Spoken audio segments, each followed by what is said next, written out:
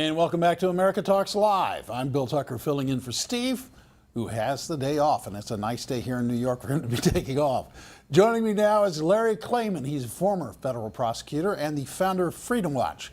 Larry, welcome. Welcome to you too. Yeah, let's talk about the FBI's latest findings in the Clinton email investigation. It has kicked off a firestorm in Washington, and those who loved and wanted to date James Comey back in July don't want to admit they've ever known him. But now we've got Huma Abedin, Clinton's top aide, a renewed focus of the investigation, and we've got the director warning Congress. We've had a bunch of stuff, and we're not quite sure what it is. Let's start with Huma Abedin, because she's been off the plane. And there have been rumors that she's out of the campaign, and the Democrats saying, no, she's not out. She just took some time off. What do you make of her laying low and staying off the campaign trail? She has to. First of all, let me say I'm the founder of Judicial Watch. I ran for the U.S. Senate in Florida in 2004 and started Freedom Watch after that.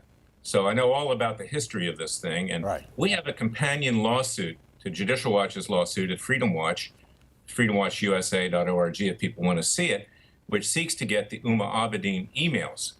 And Judicial Watch previously, through a young lawyer, took a deposition of Huma Abedin. They didn't ask probing questions. They kind of let her off the hook. So we've asked the judge, Emmett Sullivan, just yesterday afternoon to have an emergency hearing to bring Huma Abedin back so we can find out why she didn't testify as to this computer of Anthony Weiner, her estranged husband, and also what's on there, because that's relevant to our getting State Department documents, and that's what we requested. Now, as far as Huma Abedin, this is the closest aide, literally, personally and professionally, to Hillary Clinton. They travel together in their own living quarters on the airplane, the campaign finance airplane. So she has all of the information. She can bring Hillary Clinton down, and she will likely come down herself if there's any justice left in this country. And the way it works, frankly, is that at the end of the day, is that Huma Abedin is probably going to be the one that goes to jail, and Hillary Clinton's probably going to get off scot-free, because the establishment in Washington of both political parties scratches their own backs. The people in the middle or at the bottom, they pay the price, but the people upstairs don't. But Huma Abedin is the most crucial witness of any witness with regard to the Clinton scandals, because she has Hillary Clinton's ear in private. She's, in effect, Hillary Clinton's girlfriend. So this is very important that she be held to account for her false testimony that she gave to Judicial Watch. We've asked the judge to bring her back for a deposition. We've asked for an emergency hearing. What was the reception to your arguments from the judge? We haven't heard yet. We filed it yesterday afternoon. Now, the judge is a Clinton appointee. Previously, he slow-rolled this case, even though he's been better than some of the other cases, to get it past the election cycle. But we need to make a point. And, if there is any justice in this country, whether you're a Clinton appointee or whether you're appointed by some other president, you represent the American people. You don't represent the political elite. And the problem right now is that our justice system has broken down. It represents the powerful people in Washington on both sides of the aisle, and the American people are being left with short shrift. No, I couldn't agree with you more on that last statement, because I think that indeed is what has fueled the anger behind the campaign of Donald Trump. Absolutely. That a lot of people feel like they have been just taken out of this process, and it now belongs to the elite. Let's talk about Ed Rendell for a second. He's a former DNC chair, and he came out yesterday and said the Clinton campaign's making a mistake by attacking the FBI director. What do you think of Mr. Rendell's thoughts on this? Well, I don't think much of Ed Rendell to begin with. Back in the 90s, he had our clients attacked who were protesting in front of City Hall. Clinton was in there at the time. It was during impeachment. I actually deposed him in a lawsuit, and he used the F word several times. I don't think much of him. And he's wrong on this, is that attacking the FBI director is going to put him on the defensive.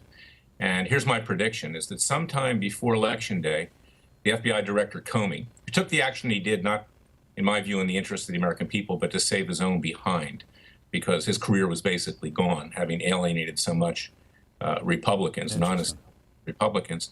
You'll hear from him that they did some kind of phony search with search terms in a computer, and that they didn't find anything as of that date. Mark my words, this is going to happen. I think I know Washington as well as anybody else, and this is a game. But what isn't a game are the crimes the Clintons have committed.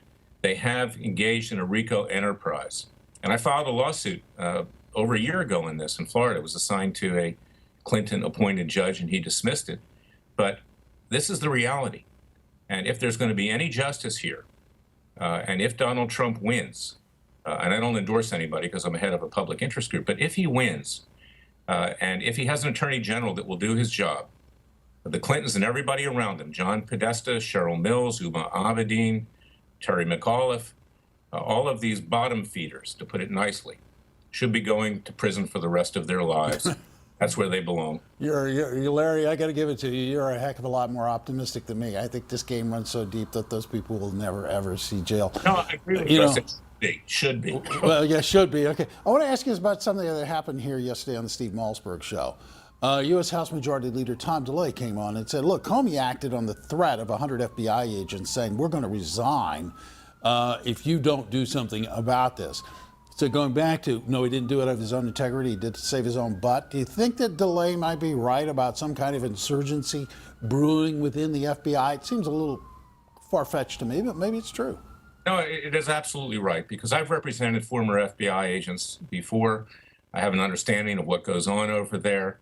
I actually spoke with Rudy Giuliani a while back, and he felt the same way. He has experience. He was Deputy Attorney General during the Reagan administration and then U.S. Attorney in New York. Clearly, there was a revolt going on there. The agents are not happy. And that's why Comey had to save his own derriere, to put it nicely, because his career was shot. It was over for him. He was viewed, frankly, as a fraud, and he buried this investigation. So now he makes it appear like he's doing something.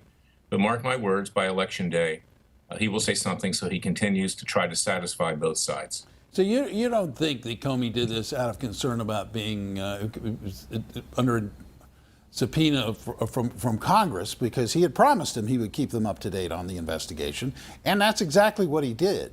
And the letter itself is fairly benign. It just says we found a whole bunch of emails and we don't know what they might be or what their significance may in fact be, but I'm just letting you know. He had promised Congress he would do that. So you think this is more nefarious? There's a modicum of good faith here, okay? I don't think he's a terrible man in and of himself, but he's part of the Washington establishment. He knows if he gores the ox of either one political party or the other too much, that he has no future in Washington, either in government or as a private lobbyist or in private practice with a law firm or whatever the case may be. This is the way it works in Washington. It's a club. Everybody scratches each other's back, and that's why you need a Freedom Watch and you need a Larry Klayman, because we need to break through this. Whoever wins the next election, doesn't matter, is that this government is not going to totally represent the American people, even if Donald Trump wins. And you need these watchdog groups to keep their feet to the fire. But beyond that, we need the help of God at this point, because our system has totally broken down. We are on the verge of revolution. The people are in the streets killing each other, and I don't want to see that happen. No. And I hope that this thing carries through to a legal and just conclusion, but the odds are not good. I'm with you on that, Larry. Unfortunately, I got to cut you off. We got John Zogby coming.